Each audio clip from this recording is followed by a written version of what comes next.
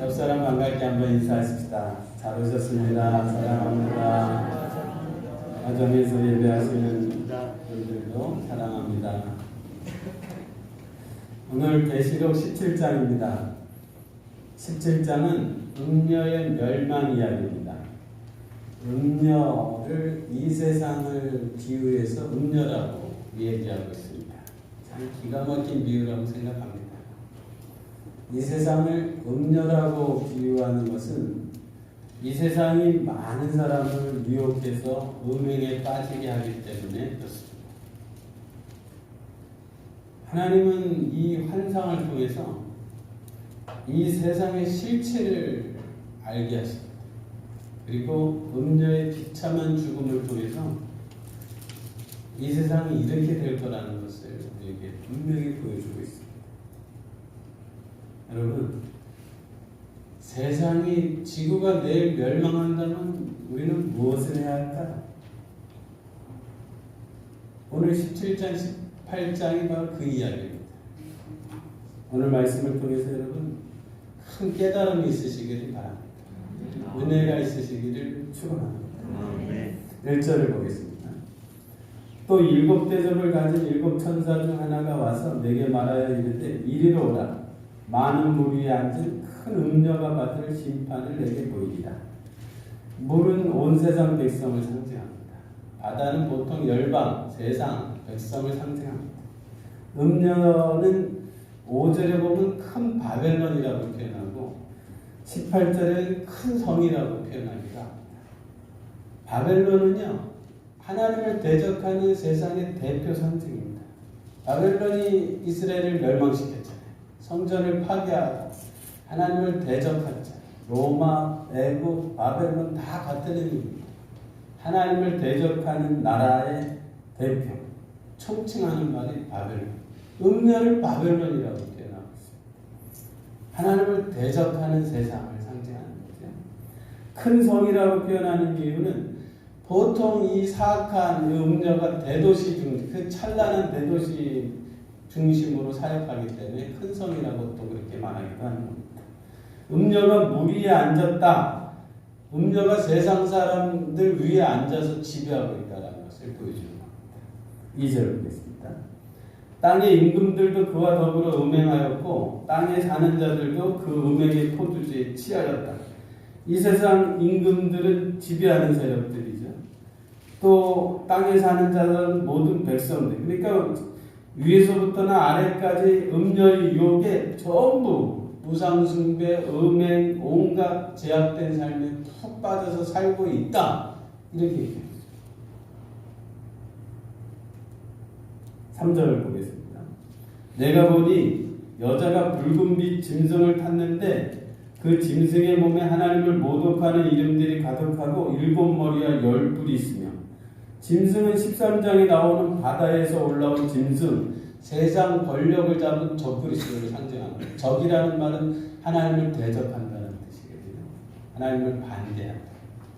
그러니까 음녀가 이 적그리스도를 타고 있어요. 적그리스도와 연합되어 있다는 거죠. 그래서 이 세상이 이 적그리스도와 연합돼서 짐승의 몸에는 하나님의 모독하는 이름이 가득, 이 짐승의 실체죠. 하나님을 대적하고 모독하고 하나님 대신 각종 우상 숭배하게 하고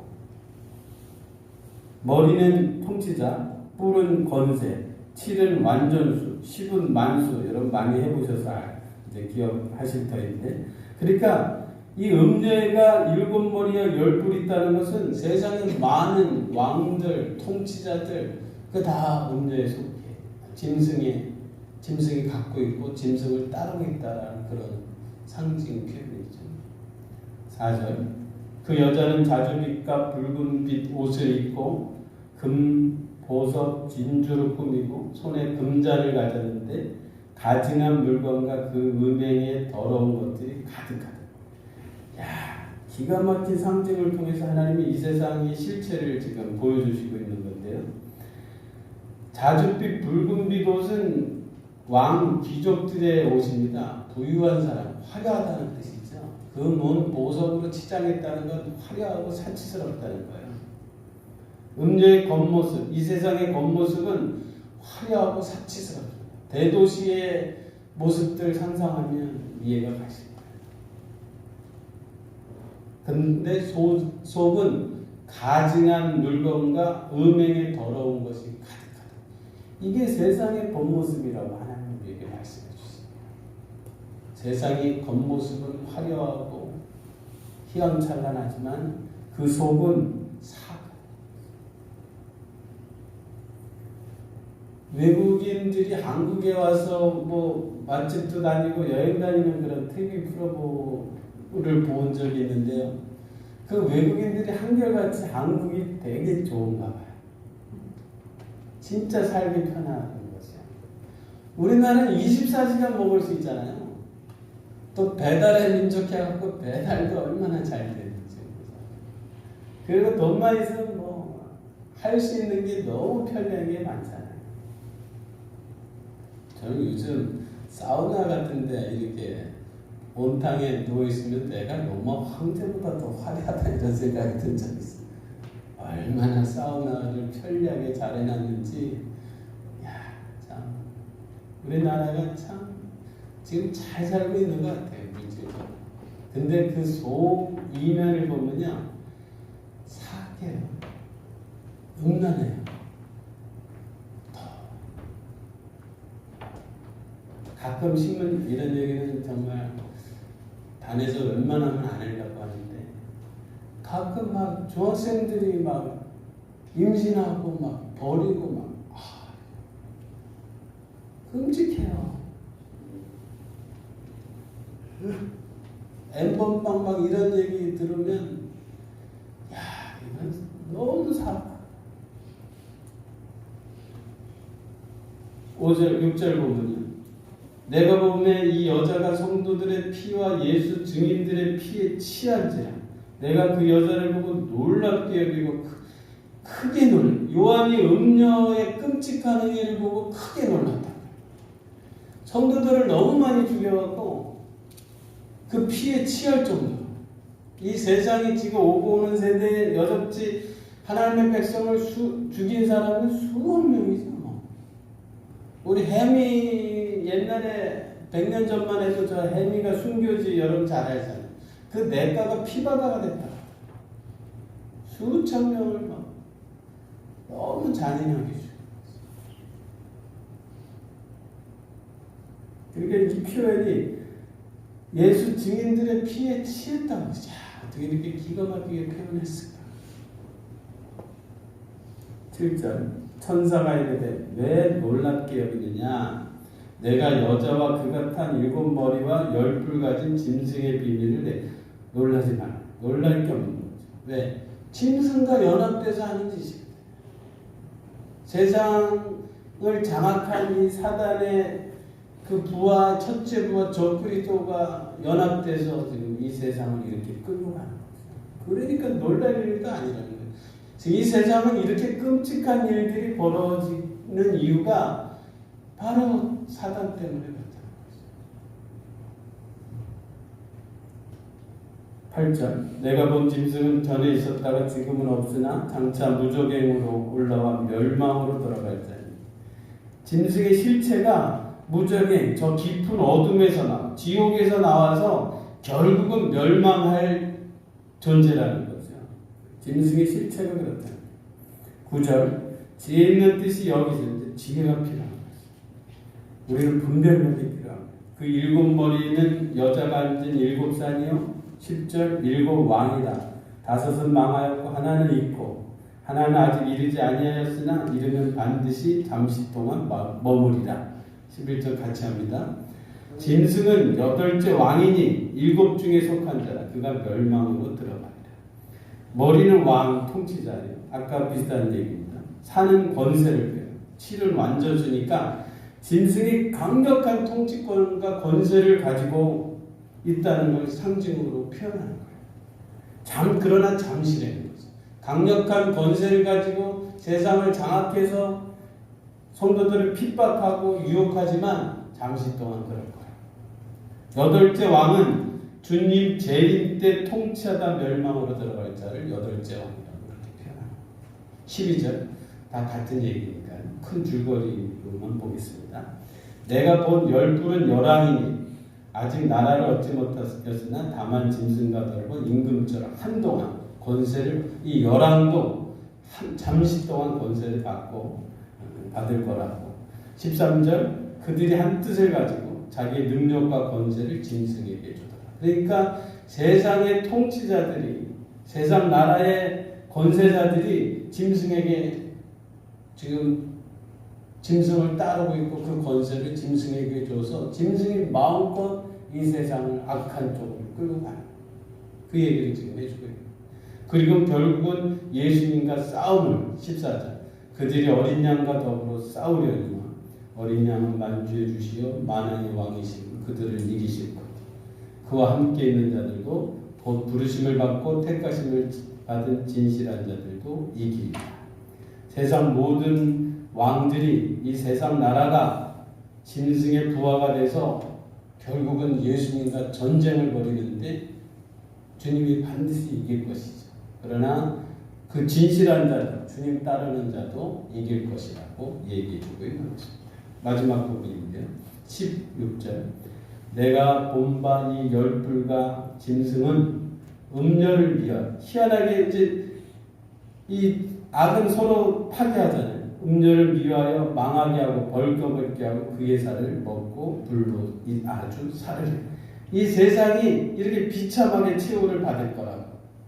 이는 17절 하나님이 자기 뜻대로 할 마음을 그들에게 주사 한 뜻을 이루게 하시고 그들의 나라를 그 짐승에게 주게 하시되 하나님의 말씀이 응하기까지 하시니라. 이건 이 요한이 본 환상이 이 공포 영화 같잖아요. 이 세상이 음녀가 벌거벗겨져 갖고 불로 사라질 거야. 이거 완전 너무 무서운 꿈이라고 하면 너무 무서운 꿈이죠. 이 세상의 종말이, 최후가 하나님 이렇게 짐승을 통해서 이 세상을 심판하십니다.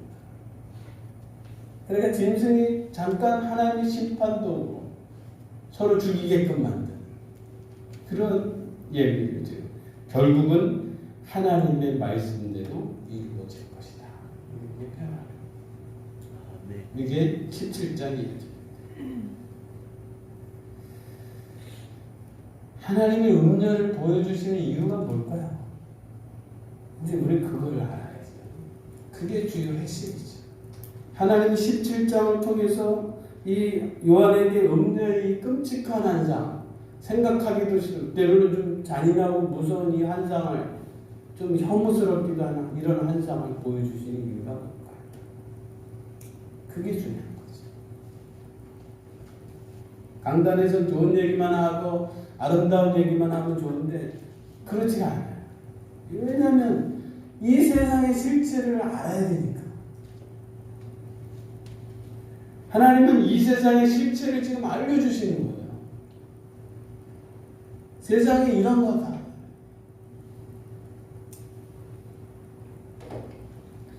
이 세상은요, 우상숭배와 음행, 사치, 향락, 온갖 죄로 우리를 유혹하는 곳이 이 세상이에요. 한편으로는 하나님 만드신 자연 아름다운 해가 뜨고 지고 물론 겉모습은 그렇지만 그 속은요 온갖 죄악으로 우리를 미혹하는 것이 이 세상이에요. 그 여자는 자줏빛과 붉은빛 옷을 입고 금은 진주로 꾸미고 손에 금잔을 가졌는데 가증한 물건과 음행에 더러운 것이 가득하다. 이게 바로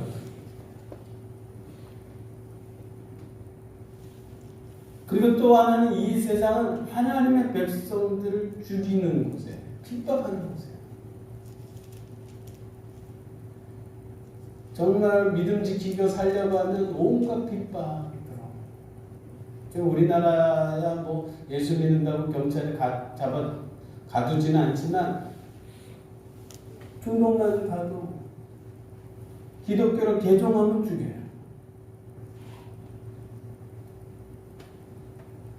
바벨론, 페르시아, 헬라, 로마 수많은 제국 이름은 다 다르지만 다 한결같이 하나님을 대적하고 하나님 백성들을 핍박하는 것이 바로 이 세상입니다. 우리 다니엘서 볼 때 느부갓네살 왕이 신상 만들어서 절하지 않으면 다 죽이잖아요. 로마 도미티안 황제 때, 또 로마전 헬라 때도 이 세상이 사실은 그렇게 하나님을 대적하는 것이다. 놀라지 말라고, 놀랄 일이 아니라고. 세상의 본 모습이 짐승과 연합됐기 때문에 그렇다.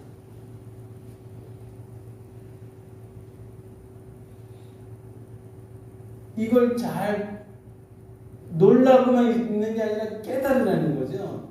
대비하라는 거죠. 유혹에 넘어가지 말라는 거죠. 음료의 유혹에 넘어가지 말라는 거죠. 하나님 하시고 싶은 말은 그거죠. 음료의 유혹에 넘어가지 말라고. 18장에는 아주 18장도 이제 바벨론 멸망 이야기인데요. 내 백성아 거기서 나와라 이렇게 말씀하세요. 그 죄에 참여하지 말라고. 그 재앙을 받지 말라고 그렇게 말씀하세요.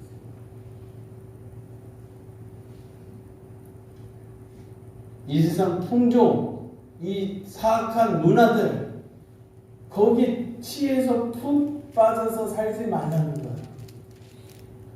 아브라함을 갈대아 우르에서 부르신 이유가 그 우상, 그 갈대아 우르가 옛날에 가장 번성한 도시, 그러니까 메소포타미아 문명을 탄생시킨 곳이잖아요. 거기에 각종 편리하고 가장 그 시대에는 가장 편리한 문명이 지금 발전하고 있지만 그 속에 보면 우상주, 달신, 태양신, 온갖 잡다한 신과 각종 신전의 창기들과 음행과 온갖 제약이 있는 거기서 하나님이 아브라함을 불러내신 거예요. 내 고향 친척과 본토 아비집을 떠나라. 그리고 내가 인도할 그 가나안 땅 그로 가라. 그렇게 인도하십니다. 오늘 17장, 18장도 이제 같이 얘기하실 할 거지만 이건 하나님 장소적 이동이 아니죠. 이 세상 어디는 죄 없는 곳이 있나요? 이런 문화, 이런 정말 가증스러운 이 풍습, 이 제약된 삶의 스타일, 사치하고 향락하고 여기서 나와요.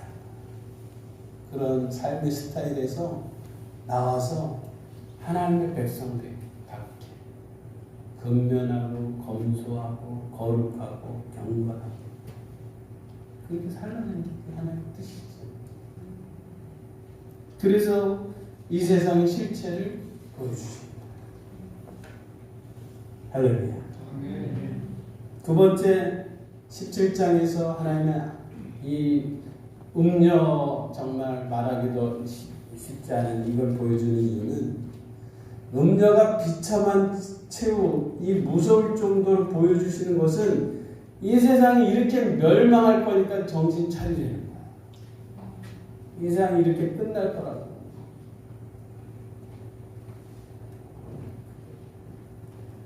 여러분 내일 지구가 멸망한다면 오늘 뭘 해야 될까요? 그 답이 14절이에요. 14절 한번 읽어볼게요. 시작.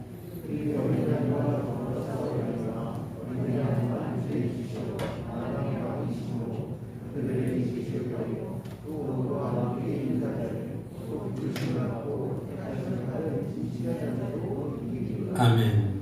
음녀가 짐승과 연합해서 예수님과 전쟁을 이제 할 것인데 주님이 이기실 거예요. 그리고 주와 함께한 자들도 이길 거예요.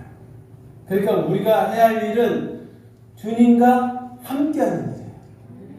주님께로 피하는 일이에요. 세상을 이기는 방법, 이 음녀 유혹을 이기는 방법은 주님과 함께하는 것, 주님께 피하는 일이에요. 우리 주님은 피난처세요. 여러분 타이타닉 영화 보셨죠? 가장 큰 거대한 배를 건조했는데 이게 빙하에 부딪혀갖고 침몰하잖아요.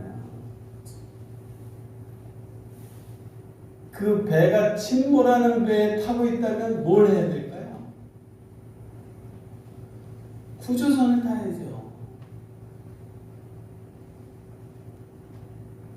그래 배 안에 수천 명의 사람이 구조선 타려고 우왕좌왕하고 막 하는 모습이 아주 잘 그려졌는데요.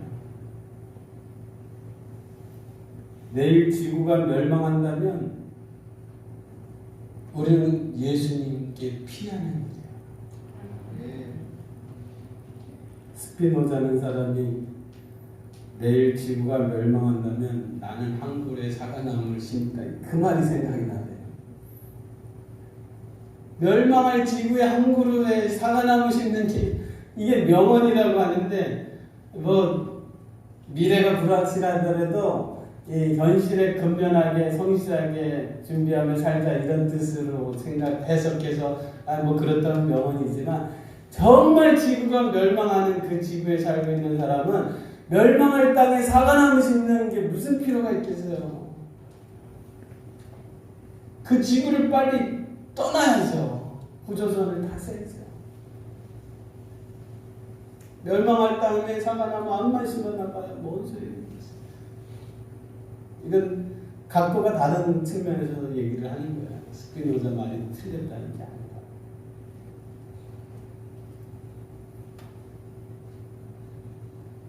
거기서 나와 예수님께 피하셔서 예수님과 함께하는 삶.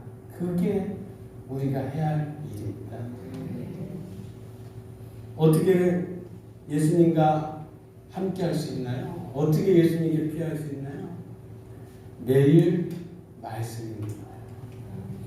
이 세상 살면서 물고기가 짠 바다에 살지만 물고기가 짜지 않은 것처럼 우리가 몸은 이 세상에 살지만 우리 마음은 매일 하나님 말씀을 읽으면서 하나님과 함께하는 거예요. 여러분 계시록 읽기 운동하는 게 참 잘했다 이런 생각이 요즘 드는데요. 계시록을 읽으면서 매일 6번씩 아니 자주 한 번씩 일주일에 6번만 읽어도 참 고마워요. 그러면서 이 시대를 분별하는 거예요. 이 세상이 이런 거구나. 우리 17장을 읽어도 세상이 이런 곳이구나 하면서 내가 깨어 각성하는 거예요. 그리고 하나님의 뜻이 이런 거구나. 그래서 하나님의 뜻을 받는 거예요. 그러면서 하나님의 말씀을 본다고 안 하고 읽는다고 표현도 하지만 듣는다고 표현하잖아요. 말씀을 통해서 하나님의 음성을 듣는 거예요. 그러면서 함께하는 거예요. 그러면요, 내 영이 깨어나게 돼요. 하나님이 말씀을 통해서 말씀, 성령의 검 그러잖아요. 성령께서 내 영을 깨우세요.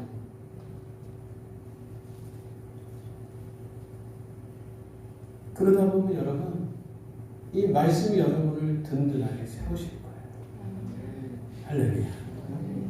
그래서 하나님 말씀을 주신 게 이게 얼마나 감사한지 몰라요. 두 번째는 기도예요. 늘 아는 거죠. 기도를 통해서 우리 주님과 함께하는 거예요. 쉬지 말고 기도하라는 말이요. 항상 주님과 함께하라는 거예요. 매일같이 성전에 올라서 맨날 기도하라 이런 표현 의미가 아니라 항상 주님과 내가 말하고 주님 말씀을 듣고 이렇게 주님과 늘 함께하라는 게 쉬지 말고 기도하라는 거예요.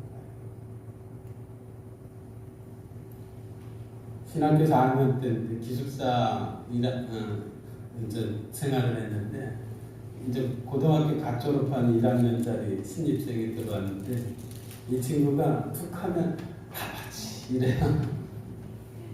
그래서 얼마나 웃었는지 몰라요. 뭐 한 1분 간격으로 아버지 그러는 것 같아요. 뭔 일만 있어도 아버지. 어린 친구가 이제 완전 목사님, 노인 목사님처럼 아버지 그러는데 참 웃겼어요. 근데 그 친구 아버지가 진짜 목사입니다. 무슨 일만 있어도 내 입에서 아버지가 나와. 그 기도죠. 그게 우리가 주파수를 항상 하나님께 두고 그런 사람은 이기는 거예요. 그런 사람이 이기는 거예요. 세상 유혹을 이기고 음료를 이기고 진술을 이기고.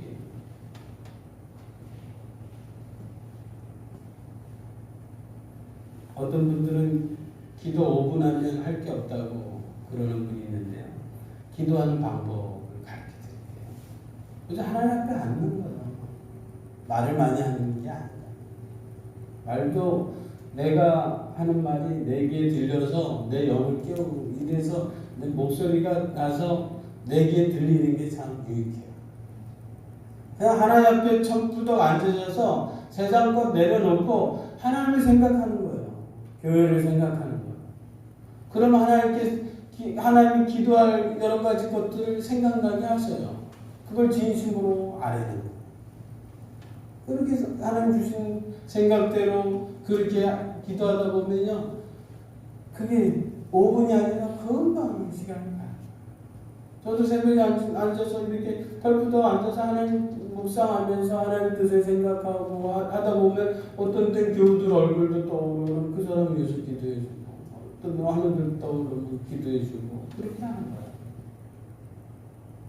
그게 주님과 함께. 그리고 내 말만 하는 게 아니라 잠시 하나님 말씀해 주세요 하고 하나님께 시간을 드리는 거예요. 그럼 하나님 여러 가지 내 마음이요 하나님을 느끼게 했어요. 그러다 보면 내가 이게 너무 욕망적으로 살았네. 내가 너무 과도되고 뭐 이런 것들이 다 정리가 되는 거예요. 가라앉아서. 이 모든 게 다 기도하는 거예요. 그런 시간 하나도 없이 살아보세요. 그럼 어떻게 이기겠어요? 이 세상 유혹을 어떻게 이기겠어요? 그냥 정신없이 바쁘게만 살고 하나님 앞에 털푸덕 한 번도 안 앉아보면요. 음료 유혹에 이게 음료가 유혹하는 건지도 모르고 넘어가는 거예요. 거기에 쓸려가는 거예요. 그래서 하나님 앞에 기도한다는 것은 내 자신의 삶 전체 스타일을 되돌아보고 잘못된 거 하나님께서 깨닫게 하시고 고치고 그래서 다시 경건한 거룩한 하나님 백성들 이 세상 문화와 이런 삶 속에서 나와서 정말 하나님 백성들 아브라함처럼 그렇게 거룩하게 살 수 있는 그게 기도예요. 바빠서 너무 기도하지 못하시나요? 루터는 나는 너무 바빠서 기도하지 않을 수가 없다고 그랬어요. 기도하지 않으면요 너무 바빠요. 세상에 끌려다니기 때문에 바쁜 거예요. 세상이 막 끌고 다녀서 정신없이 만들어요. 그래서 바쁜 거예요. 기도하면 안 끌려다녀요. 세상에. 우선순위가 정해지고 내가 할 일, 안 할 일이 정해지고 그렇기 때문에 끌려다니질 않는 거지.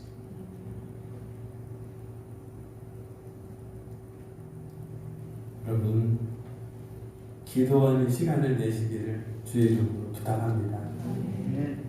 기도하시면요 여러분의 삶을 지배할 수 있어요. 기도 안 하면 세상이 나를 지배하고 나는 끌려다닐 수밖에 없어요. 기도하셔서 좀 여유 있게 정말 중요한 것들을 하면서 또 누리면서 그렇게 사시기를 주의 이름으로 축원합니다.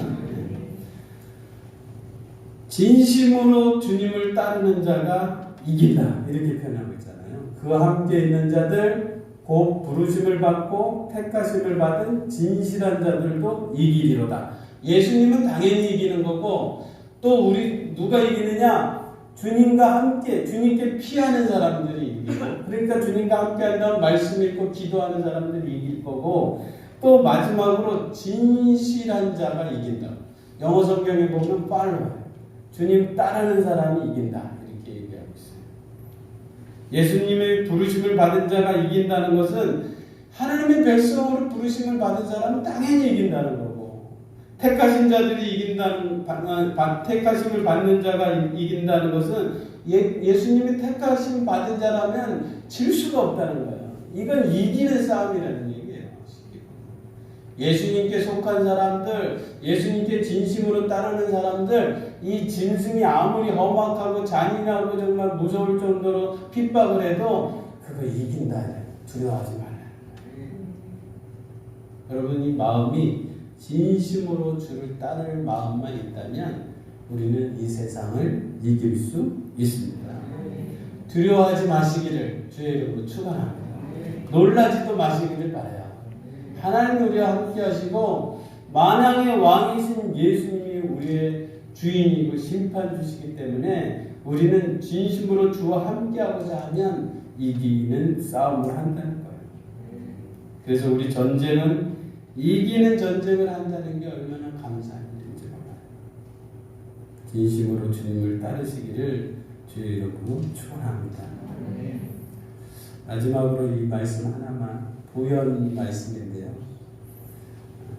한번 읽어볼까요? 마태복음 7장 12절 말씀. 시작. 그러므로 무엇이든지 남에게 대접을 받고자 하는데도 너희도 남을 대접하라. 이것이 율법이요 선지자니라.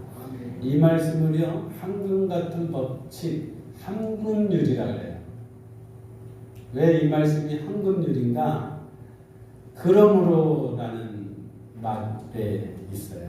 이 말씀 앞에 무슨 말씀이 있냐면요, 구하라 그리하면 너희에게 주실 것이요, 찾으라 그리하면 찾을 것이요, 두드리라 그리하면 열릴 것이니 누가 아들이 떡을 달라 하는데 돌을 주며 생선을 달라 하는데 뱀을 줄 사람이 있게 되냐. 너희가 악한 자라도 좋은 것으로 자식에게 줄 알거든 하물며 하늘에 계신 너희 아버지께서 구하는 자에게 좋은 것으로 주시지 않겠느냐.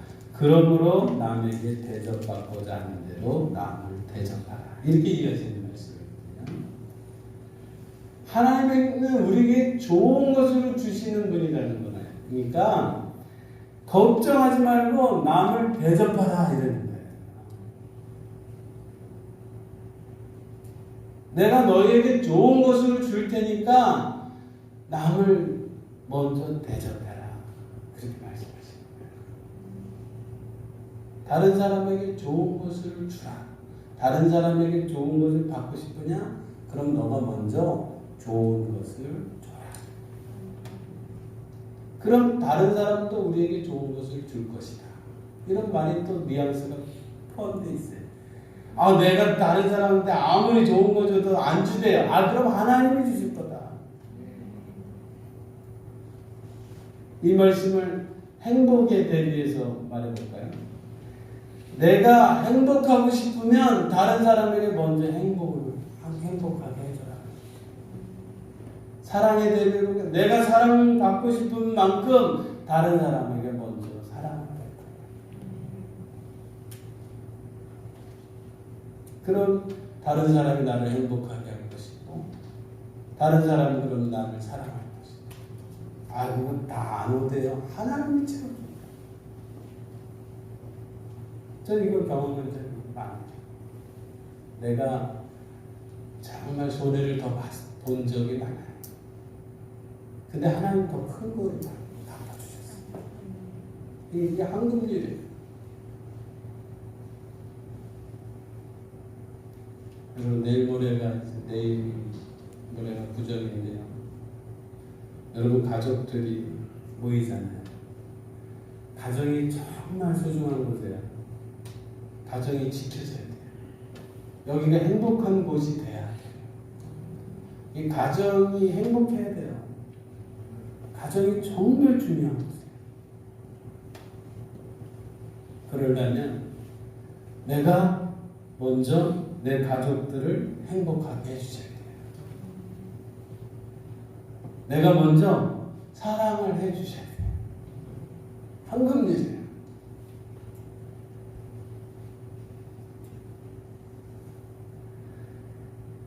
음녀가 유혹하는 대로 막 욕망이 가득해서 나, 이기주의, 물질주의, 뭐 생명경식, 사랑 뭐 이런 거 하나도 없이 음녀가 끄는 대로 살면 큰일 나는 거예요. 가정이 다 무너지는 거예요. 이 세상 풍습대로 그 욕망에 가득해갖고 막 나 위주로 음녀는 그렇게 끌고 가잖아요.